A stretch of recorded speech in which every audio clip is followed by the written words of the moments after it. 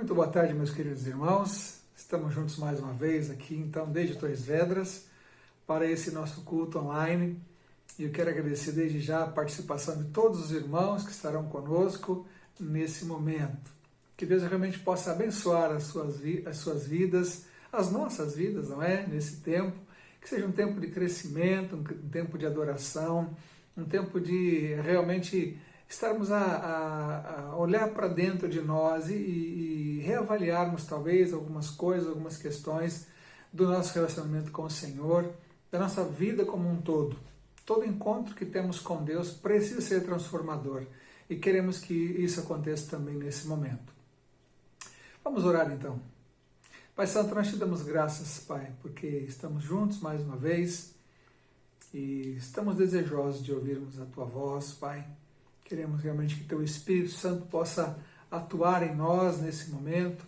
Queremos crescer, queremos Te conhecer mais profundamente. Usa cada parte deste culto, ó Deus, ainda que um culto online, mas que Teu Espírito possa trabalhar profundamente em todos nós, Pai. Obrigado, Deus amado, por essa oportunidade. Obrigado porque, mesmo em meio à pandemia, nós temos podido fazer o trabalho, a Tua obra, de uma maneira adaptada, Senhor Deus, mas continuamos firmes, continuamos a buscar o Senhor e também, Deus querido, a transmitir a Tua palavra das formas que nos são apresentadas e possíveis, Pai. Continua então, Deus, a abençoar o nosso trabalho aqui na região de Torres Vedras. Continua a abençoar, ó Deus, o trabalho evangélico cá em Portugal, Deus, que muitos portugueses sejam alcançados para o Senhor Jesus Cristo, Pai Santo, através da atuação do Teu povo nesse país, Pai Santo. Nos mova cada vez mais, ó Deus, a partilharmos Tua palavra, a orarmos incessantemente por esse país que tanto precisa do Evangelho, que tanto precisa da transformação de Jesus Cristo, Pai. E que Tu possas, então, como já pedi e repito, usar a Tua igreja presente aqui nesse país, para que isso aconteça, Pai Santo. Te louvamos, enfim, por tudo que Tens feito e continuamos a Tua dependência, Pai, nesse momento difícil da nossa vida, nesse momento conturbado de pandemia, mas que nos sintamos seguros nas Tuas mãos, que nos sintamos dirigidos por Ti a cada momento, Pai. Essa é a oração que eu te faço, agradecido no nome do Senhor Jesus. Amém, Senhor Deus. Amém. Graças a Deus por estarmos juntos, irmãos. Graças a Deus porque podemos separar esse tempo para o culto ao nosso Deus, para buscarmos a palavra de Deus, para que ela nos edifique, mas também para louvarmos ao Senhor. E é isso que vai acontecer agora. Mais uma vez temos conosco o Mateus e a Miriam, nossos amados, e que o Senhor então possa usá-los agora também nesse nosso momento de louvor. Vamos louvar o nosso Deus, cantar e adorar o Pai pelo que Ele é, pelo que Ele tem feito por nós. Louvemos, pois, o nosso Senhor. Boa tarde, queridos irmãos. Boa tarde. É um prazer estar mais uma vez convosco. A semana passou muito rápido, parece que foi ontem que eu estava aqui a dizer que esperava que a semana anterior tivesse corrido muito bem. E continua sendo o meu desejo, o nosso desejo, que a vossa semana tenha sido muito abençoada. E é um prazer também poder, mais uma vez, também celebrar convosco esse culto ao nosso Deus. E antes de iniciarmos esse momento de louvor, vamos fazer uma oração, pedindo que Ele nos fale os corações em mais essa tarde e que nossos corações estejam preparados, ou que Ele nos prepare, aliás, para receber a mensagem que Ele tem para nos dizer. Então vamos orar. Ó Deus, obrigado, Pai, porque temos mais privilégio, Senhor, de estar na Tua presença para Te cultuar. Recebe o nosso culto, Paizinho. Sonda o nosso coração, Pai. Tu nos conheces, Paizinho, e sabes, ó Deus, se há no nosso íntimo alguma coisa que pode constituir algum empecilho a essa nossa adoração, Pai. Que Teu Espírito Santo possa agora então nos incomodar, possa falar conosco, Paizinho, e que esse culto que estamos a celebrar, ó Deus, juntamente com as músicas e a mensagem que queremos ouvir, que tudo possa ser muito, muito sincero da nossa parte e que Tu possa receber esse culto, ó Deus, como um aroma suave, Paizinho, e agradável a Ti também, Senhor.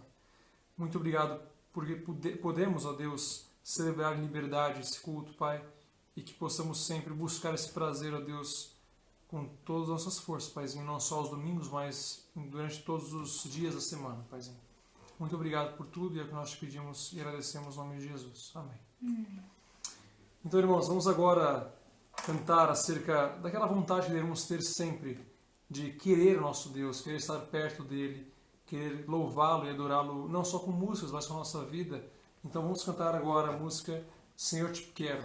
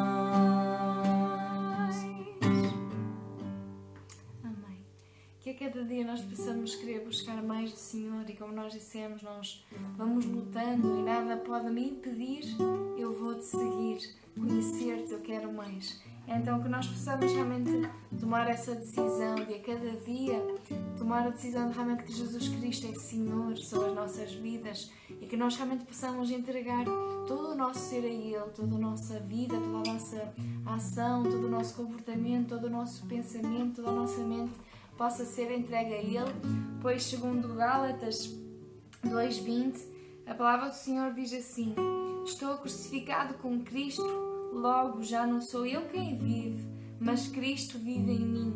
E esse viver que agora tenho na carne, vive pela fé no Filho de Deus, que me amou e assim mesmo se entregou por mim.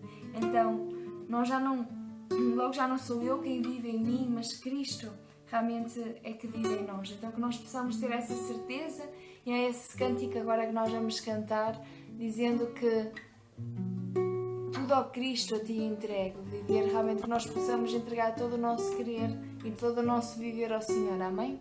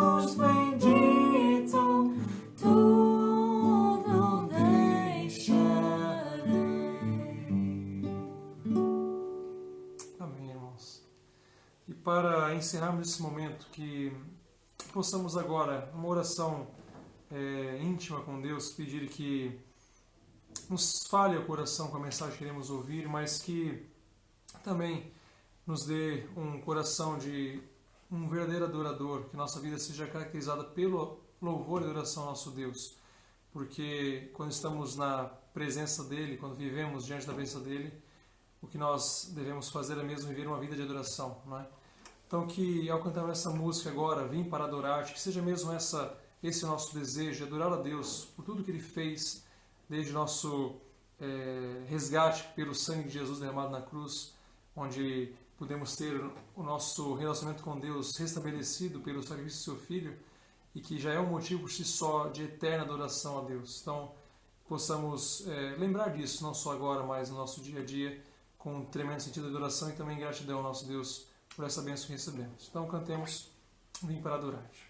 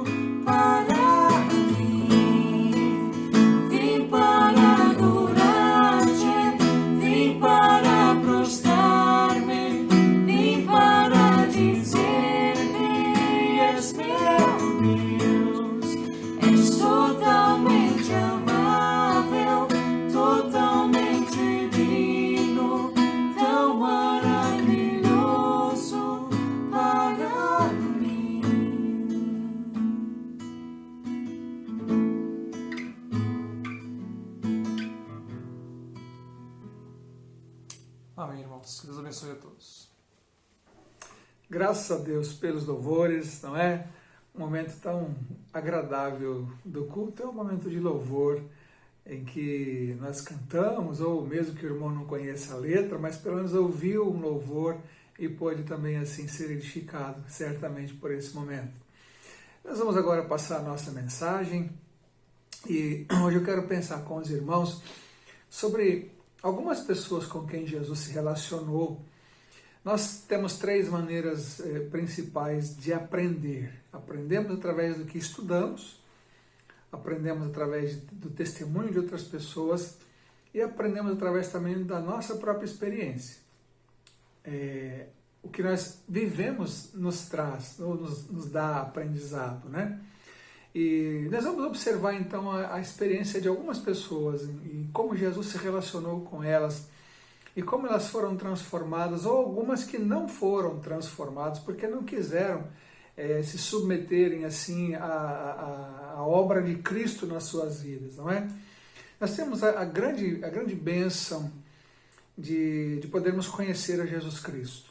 Jesus Cristo, o Deus que se fez homem, esteve entre nós, viveu nesse mundo, desenvolveu aqui o seu ministério por 3 anos, conviveu com pessoas, ensinou pessoas através da sua própria vida, aquilo que ele fazia, aquilo que ele mostrava era o conteúdo daquilo que ele ensinava, enfim, não é? E muitos homens no Novo Testamento, especialmente nos Evangelhos, foram impactados profundamente por Jesus Cristo. Foram completamente transformados, mas viveram alguns processos para isso. E é claro que nós também estamos sujeitos a vivermos processos. O fim, o resultado final é muito importante, mas nós não conseguimos partir logo para o resultado final sem passarmos pelo que eu estou a chamar aqui de processo. E é precisamente nesse momento, nesse tempo, que Jesus trabalha nas nossas vidas, que Ele vai provocar essa transformação que nós tanto precisamos quando nos submetemos a Ele. É essencial pensarmos que o discípulo de Cristo deve permanecer ensinável por toda a sua vida.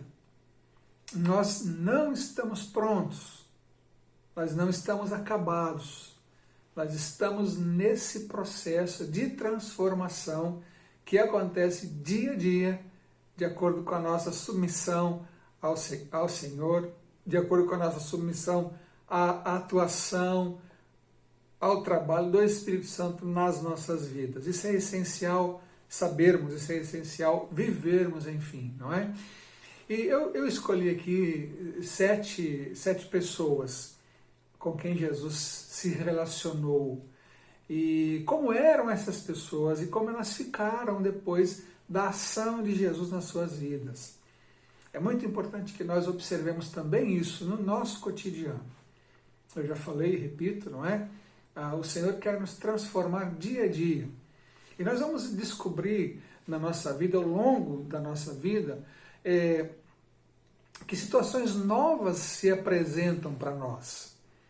Que nossa mente, a cada época da nossa vida, pode mudar um bocadinho em relação a algumas coisas.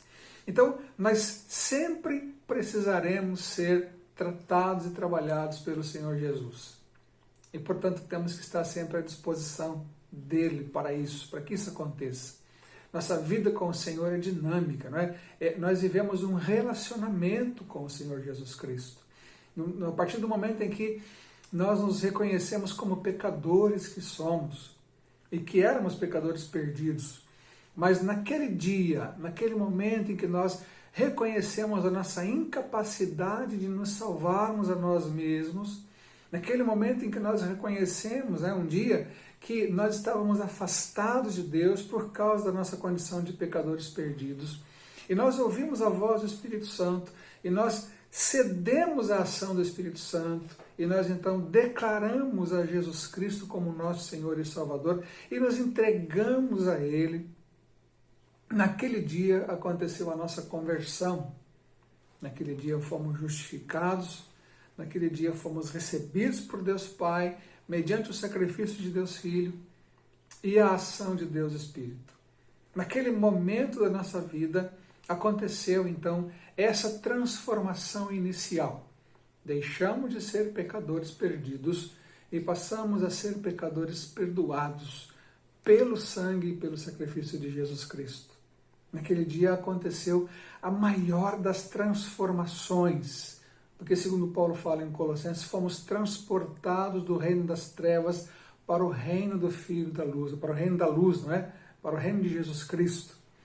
Naquele dia, nosso destino eterno foi mudado de maneira completa, de maneira cabal. E naquele dia também começamos a viver o processo que é chamado de santificação, que é essa transformação diária que o Espírito Santo vai fazer em nossas vidas, ao longo da nossa vida.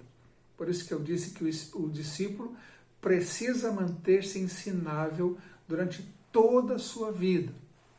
Nós nunca atingimos o auge da transformação, porque somos seres dinâmicos e estamos sempre em mudança, não é?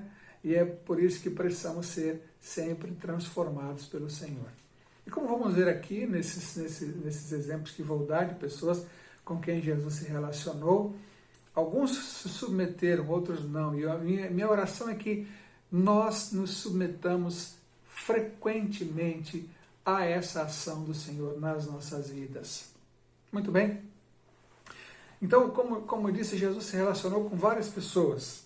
E eu destaco a primeira aqui, um apóstolo bastante icônico em função do seu próprio temperamento, que foi o apóstolo Pedro. Jesus se relacionou com esse homem de uma maneira muito próxima. Pedro fazia parte do grupo dos 12 apóstolos, mas fazia parte de um grupo ainda de discípulos mais próximos de Jesus Cristo. Pedro, Tiago e João eram aqueles mais próximos, vivenciaram coisas muito mais profundas com o Mestre, não é? Esse homem, Pedro, também chamado de Simão e Cefas, era um pescador que foi chamado por Jesus Cristo enquanto ainda pescava, e a tradição diz que ele foi morto entre 64 e 67 da era cristã, no tempo do imperador Nero. Uma característica que salta aos olhos na vida desse homem, na conduta desse homem, é que ele era bastante impulsivo. Vamos ver aqui um texto então de Lucas 22.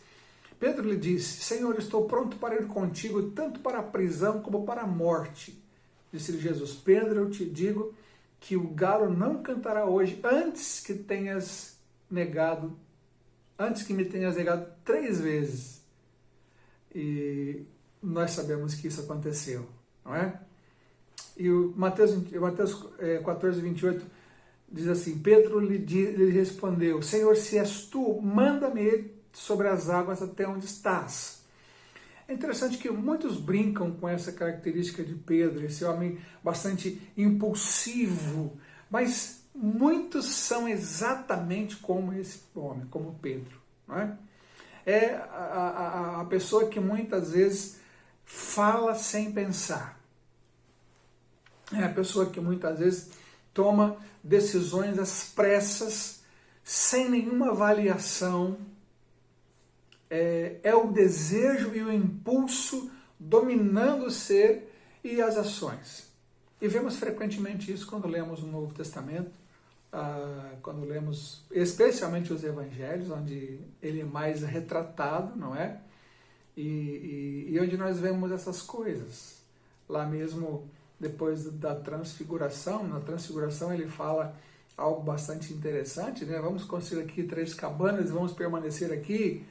E depois, num outro momento, quando Jesus começa a falar que ia para Jerusalém, ali iria morrer, ali em Mateus 17, Pedro diz: não, Jesus, não se preocupe, isso não vai acontecer. Então Jesus o repreende severamente. Impulsivo, não é? O desejo domina sobre as ações. E os resultados podem ser muito perigosos. Quando olhamos para nós, os resultados de sermos assim muito impulsivos e talvez até um pouco irresponsáveis, isso pode nos trazer situações muito perigosas, tanto para nós, quanto para a nossa família, quanto para os nossos relacionamentos, de uma maneira geral. Mas Jesus tratou isso na vida de Pedro. Vamos observar lá em João 21, de 15 a 17, o seguinte: depois de terem comido, Jesus perguntou a Simão Pedro: Simão, filho de João, tu me amas mais do que estes? Ele respondeu: sim, Senhor, tu sabes que te amo. Jesus disse: cuida dos meus cordeirinhos.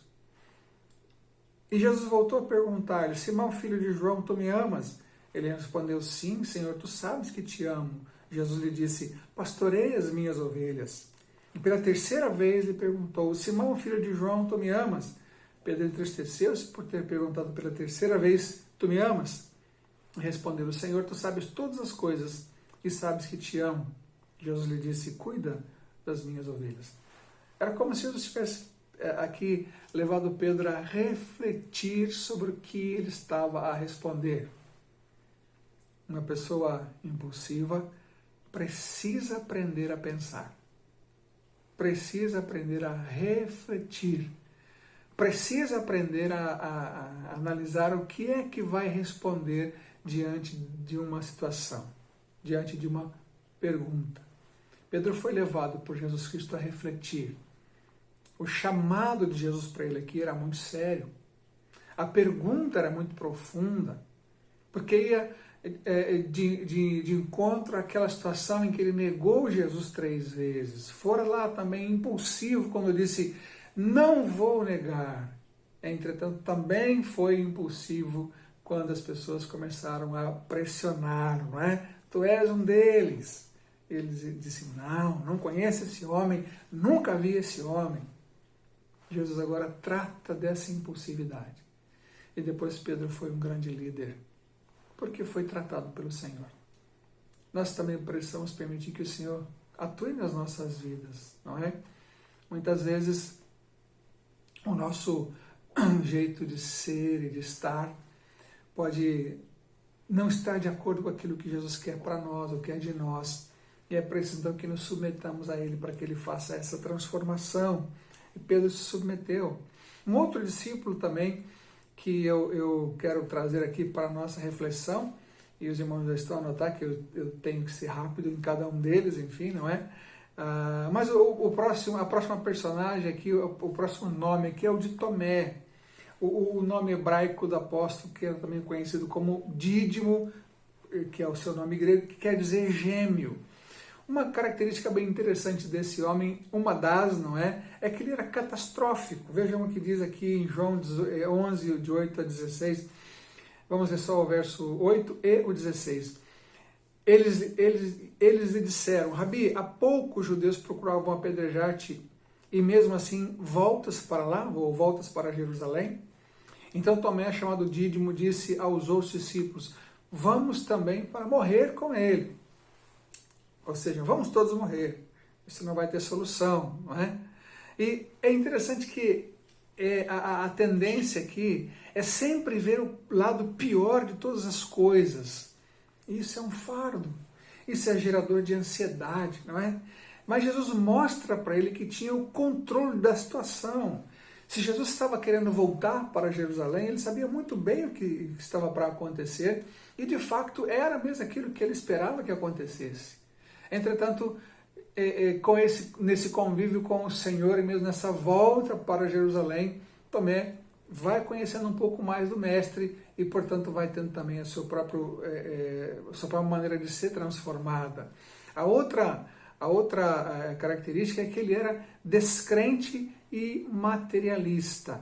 Vejam o que acontece quando Jesus aparece para os 12, para os discípulos após a sua ressurreição, e ele se apresenta então entre eles, mas Tomé não estava ali. E quando os discípulos dizem então: olha, Tomé, o Mestre ressurreto nos apareceu, ele respondeu: só vou acreditar se eu tocar nas suas chagas, senão eu não consigo acreditar. E Jesus então aparece para ele e diz para ele: toca aqui então nas minhas chagas. E Jesus diz aquela célebre frase: bem-aventurados os que não viram e creram. Bem-aventurados os que não viram e creram. Se ele tinha que ver para crer, Jesus o ensina que felizes são aqueles que creem mesmo que não vejam. Não é? Felizes são aqueles que creem, ainda que não consigam ver, ainda que não consigam tocar. E é curioso, irmãos, que nossas igrejas estão cheias desse tipo de crentes. São muito mais voltados para o que é material. São muito mais voltados para aquilo que podem apalpar, para aquilo que é tangível, e não para aquilo que é espiritual, não é? É claro que é preciso equilíbrio, porque a fé também não deve ser sinônimo de falta de responsabilidade. Mas Jesus tratou isso na vida de Tomé. Jesus fala, e eu repito, bem-aventurados os que não viram e creram. Então, aquele homem catastrófico, aquele homem muito mais tendente ao materialismo, a falta de fé, foi também tratado pelo Senhor, porque ele permitiu que o Senhor o tratasse dessa maneira, não é? O próximo que vamos observar é João, o apóstolo João. Ele e seu irmão Tiago eram pescadores e eram também do grupo mais íntimo de Jesus. Já disse, não é? Pedro, Tiago e João eram aquele trio muito mais íntimo de Jesus. E João mais ainda. João, aquele que reclinou a sua cabeça no peito de Jesus no dia da ceia, na ceia que o Senhor celebrou com os discípulos, não é? Mas é muito interessante observarmos ali no começo da história de João como discípulo, que ele se apresentou como alguém bastante explosivo. Lucas 9, 51 e 54. Quando se completavam os dias para que fosse levado ao céu, ele, Jesus, manifestou o firme propósito de ir para Jerusalém. E enviou mensageiros à sua frente. Estes entraram num povoado samaritano para lhe preparar pousada. Mas os samaritanos não o receberam, pois viajava para Jerusalém. Quando viram isso, os discípulos Tiago e João disseram: Senhor, queres que mandemos descer fogo do céu para os consumir? E ele, porém, voltando-se, repreendeu-os. Vós não sabeis de que espírito sois, pois o Filho do Homem não veio para destruir a vida dos homens, mas para salvá-la. E foram para o outro povoado. Com licença, meus irmãos.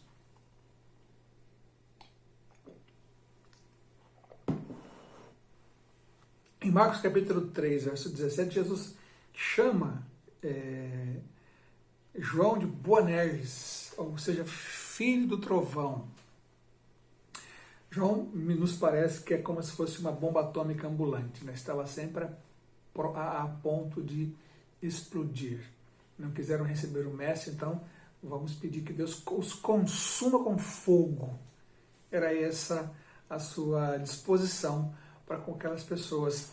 Mas convivendo com um mestre cheio de amor,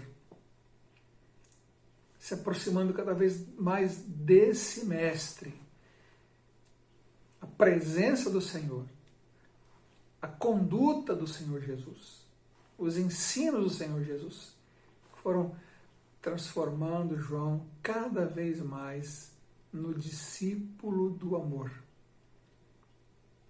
Nas suas cartas depois, primeira, segunda e terceira, especialmente a primeira, ele não se cansa de se referir aos crentes de filhinhos.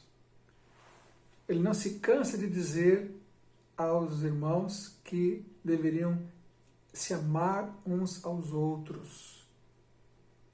Conta a tradição que no final de sua vida, já sendo carregado pelos irmãos na cidade de Éfeso, ele não cessava de repetir: filhinhos, amai-vos uns aos outros.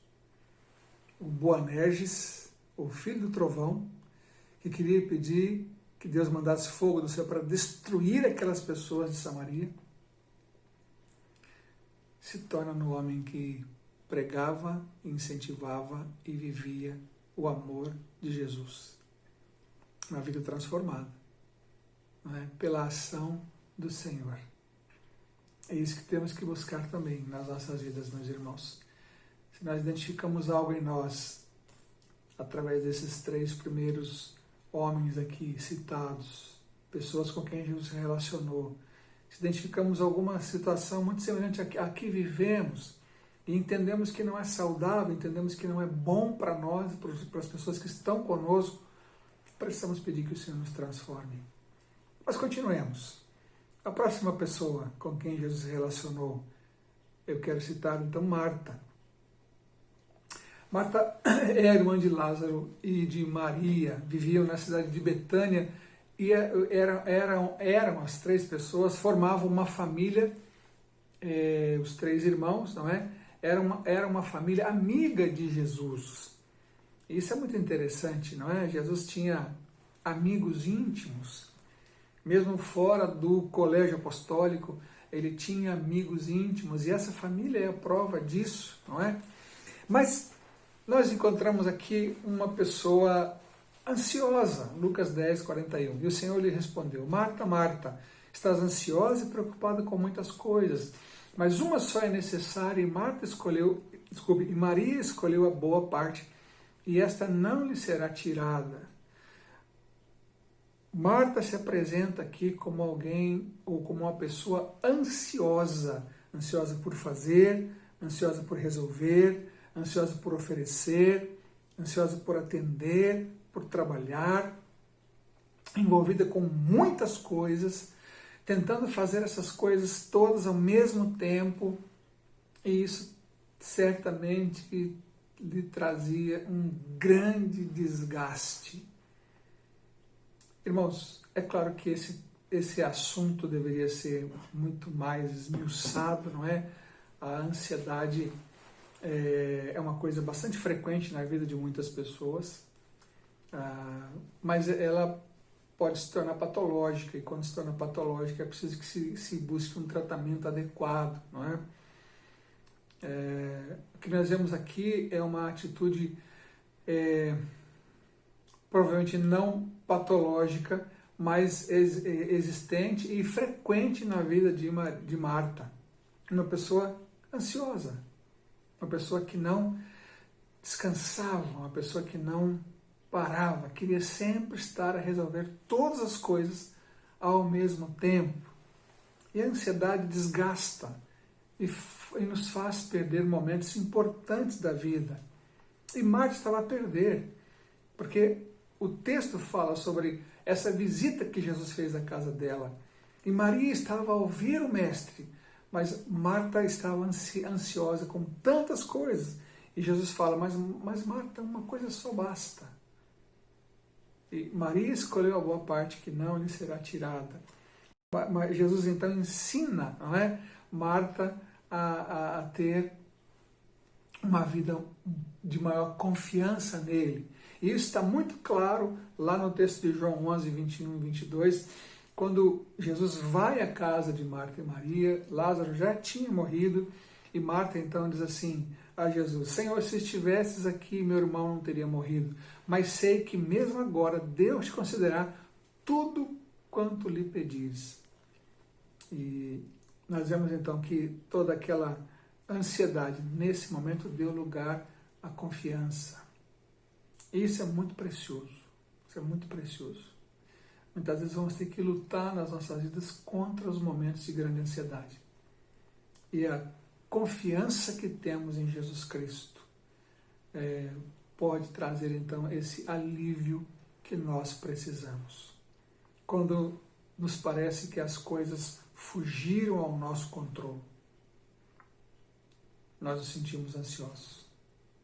Quando nos preocupamos excessivamente com o nosso futuro, o que acontecerá no futuro, nós também nos sentimos ansiosos.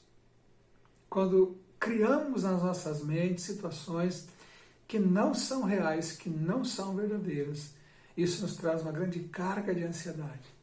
Mas nós aprendemos com Jesus Cristo que precisamos confiar, que precisamos descansar, que precisamos colocar sobre Ele esse nosso fardo de preocupações. E Ele certamente nos socorrerá, não é? E nos abençoará. Com licença mais uma vez, irmãos.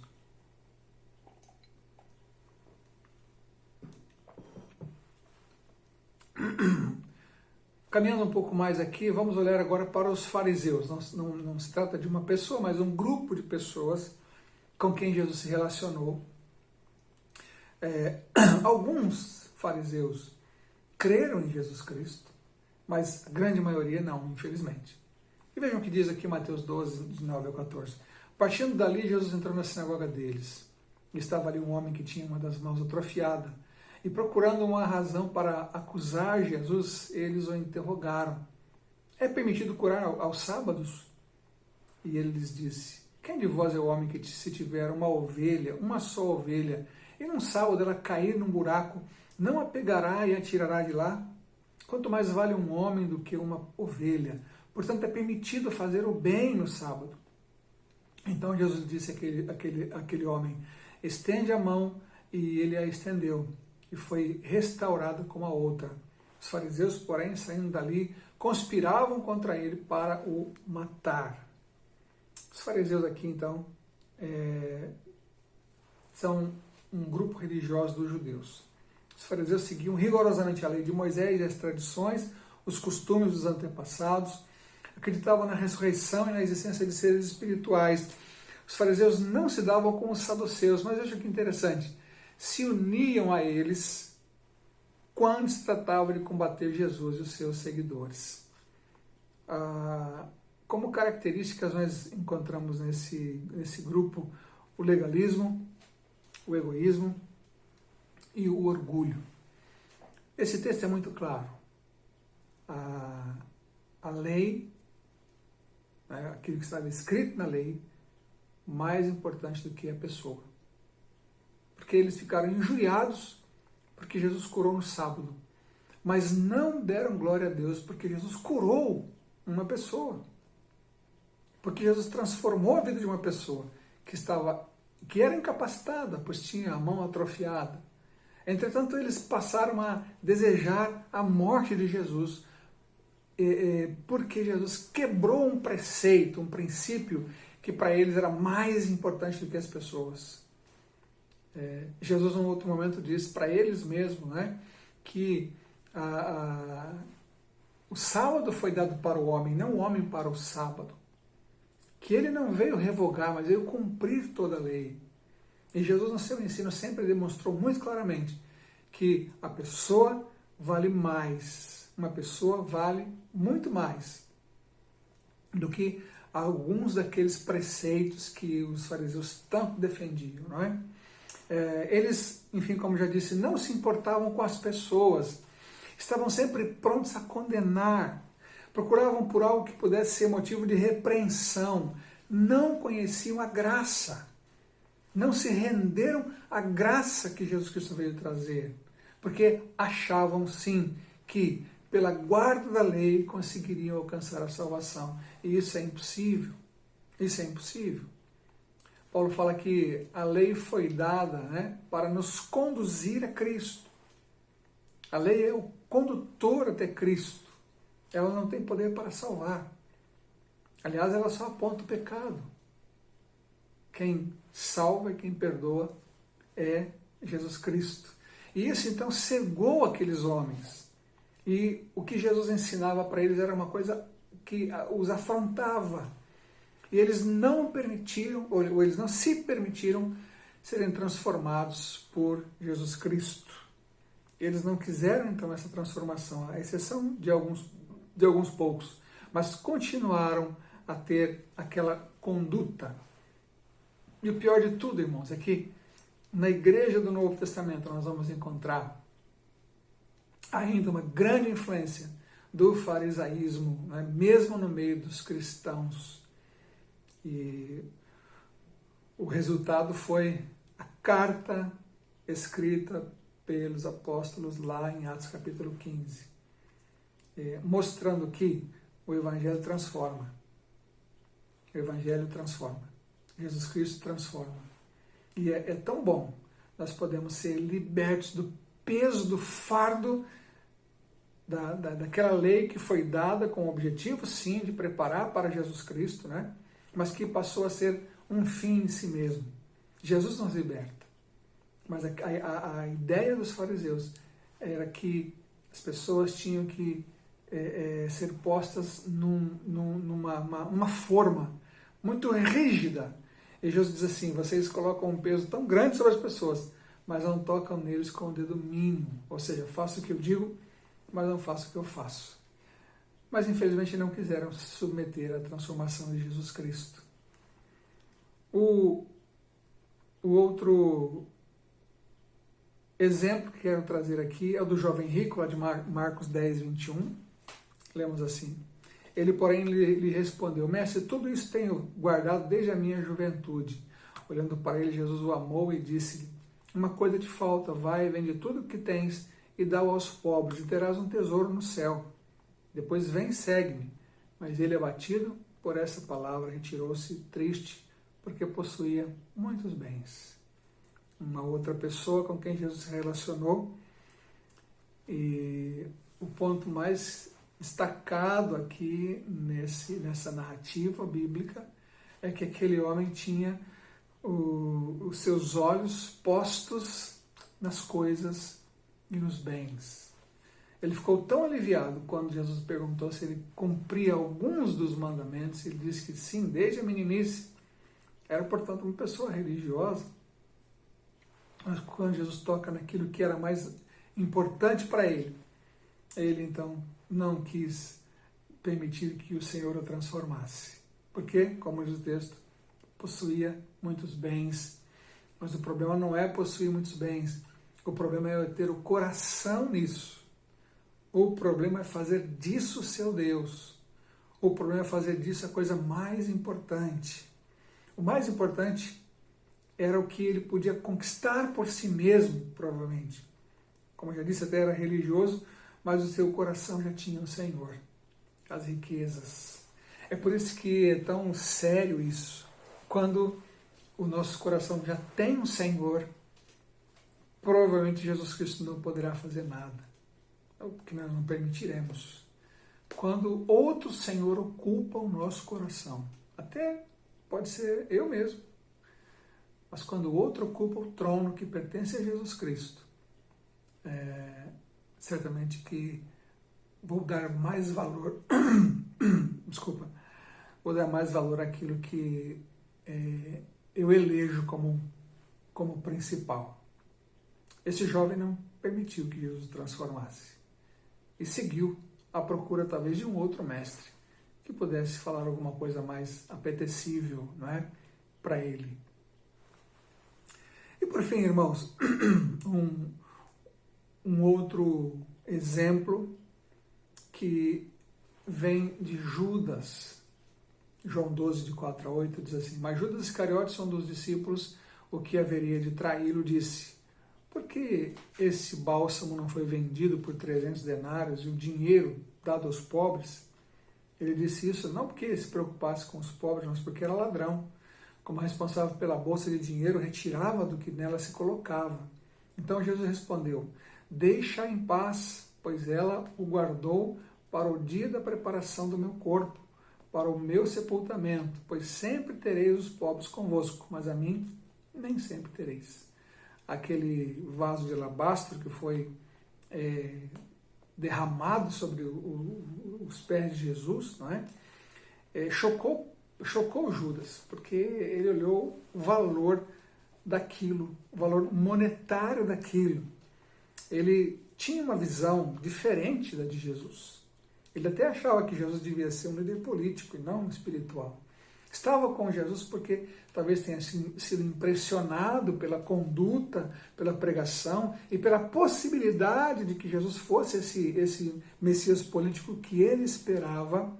Mas, ao fim e ao cabo, ele se tornou mais um exaustor do que propriamente um discípulo. É muito interessante pensar nisso, né? Nós, às vezes, vamos nos relacionar com exaustores nas nossas vidas. E que Deus não permita que sejamos exaustores na vida de outras pessoas. Ele só via o defeito. Aliás, ele via defeito em tudo. Como é triste nós nos relacionarmos com alguém assim, que só vê o defeito. Nada está bom, não é? Ou melhor dizendo, tudo tem que ser feito de acordo com o que aquela pessoa quer, porque senão não está bom. Isso porque vivia insatisfeito. Então o problema estava nele, não nos outros. Ele não permitiu que Jesus transformasse também a sua vida. Por isso o seu fim foi trágico, não é? Por isso, no fim, buscou ainda ter lucro com a traição em relação a Jesus Cristo. E depois demonstra não arrependimento, mas remorso. E como não demonstrou arrependimento, não buscou a Jesus Cristo para ser transformado. O oposto de Pedro. Pedro negou Jesus, mas se arrependeu e buscou o Senhor Jesus para ser transformado. Olhando então, meus irmãos, todo esse pequeno mosaico, né, que eu trouxe aqui para a nossa reflexão, essas pessoas que tiveram encontro com Jesus Cristo, que foram ou que se relacionaram com Ele, alguns foram transformados, outros não. E não só esses 7, mas muitos outros passaram também por Jesus. Alguns foram transformados, outros não. Minha oração é que nós possamos entender a importância. Ou pensarmos assim, há coisas na minha vida que ainda precisam ser transformadas por Jesus Cristo. E eu termino com Mateus 11, de 28 a 30. Vinde a mim todos que estáis cansados e sobrecarregados, e eu vos aliviarei. Tomai sobre vós o meu jugo, e aprendei de mim, que sou manso e humilde de coração. Esse é o convite que Jesus Cristo faz. Porque o jugo dele é suave, e o fardo é leve. Aprendam de mim. Sejam transformados dia a dia. Cada um de nós tem muito a ver com essas pessoas que eu citei aqui, com esses exemplos que eu dei. Né? Podemos ser muito parecidos com algumas dessas situações. Ou não, mas também termos situações em nossas vidas que precisam ser transformadas. A grande questão é essa, que sejamos ensináveis, que nos aproximemos do Senhor, levando sobre Ele, ou colocando sobre Ele o nosso fardo, e que estejamos disponíveis para que Ele coloque sobre nós o seu jugo e que aprendamos dele. É tão bom podermos aprender de Jesus. É tão bom sermos transformados por Ele cada dia. É tão bom sabermos que, pela ação do Espírito Santo nas nossas vidas, nós podemos ser melhores hoje do que fomos ontem. E melhores amanhã do que somos hoje. Por uma ação constante, continuada do Espírito Santo em nós. Isso requer uma boa dose de humildade. Isso requer uma boa identificação com aquilo que o nosso Mestre demonstrou, que sendo Deus, não teve por usurpação ser igual a Deus, mas humilhou-se a si mesmo e tornou-se homem e foi obediente até a morte, e morte de cruz. E Paulo diz assim, tenham também esse mesmo sentimento que houve em Cristo Jesus. Que Deus possa nos abençoar. Que Deus possa nos abençoar. E que talvez algum dia alguém nos cite como um exemplo de pessoas que foram transformadas pelo Senhor Jesus Cristo. Pessoas que tiveram situações nas suas vidas não muito boas, mas que foram transformadas, porque se submeteram ao Senhor e permitiram que Ele fizesse esse trabalho maravilhoso. Que Deus então nos abençoe, em nome de Jesus. Vamos orar mais uma vez? Bondoso Deus, muito obrigado, porque o Senhor está a atuar nas nossas vidas o tempo todo. Que nos submetamos a isso, Pai, dia após dia. Que olhemos para esses exemplos, ó Deus, de pessoas com quem o Senhor Jesus se relacionou e que possamos imitar aqueles que permitiram a transformação e evitar condutas que nos afastem do Senhor. Sempre que percebermos que alguma coisa não está bem, que possamos correr para o Senhor, que possamos realmente aceitar o Teu convite de entregar ao Senhor o nosso fardo e sermos ensinados e sermos transformados. Essa é a oração que faço por mim e pelos meus irmãos. Em nome do Senhor Jesus. Amém. Irmãos, muito obrigado pela vossa participação conosco nesse culto. Estaremos juntos, com a graça de Deus, no próximo domingo, às 18 horas. Continuem a orar pelo nosso trabalho cá em Torres Vedras. Que Deus o abençoe, que Deus dê uma ótima semana, que o Senhor possa continuar a agir nas nossas vidas dia após dia. É a oração, é o desejo, em nome de Jesus. Amém.